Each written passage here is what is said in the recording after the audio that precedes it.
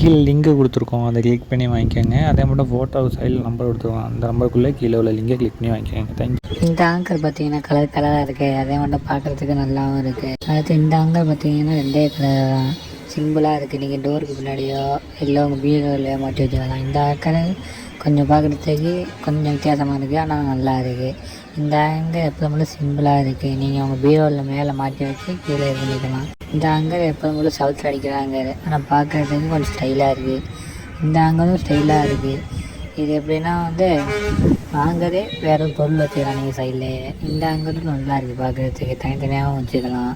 இந்த ஆங்கர் நீங்கள் கதவுலேயே ஒட்டி வச்சுக்கலாம், கதவுலேயே இல்லை பீரோலையோ இல்லைனாலும் ஒட்டி வச்சுக்கலாம். இந்த ஆங்கரும் கொஞ்சம் நல்லா இருக்குது. இந்த ஆங்கர் எல்லாமே ஒட்டுற டைப்பு தான்.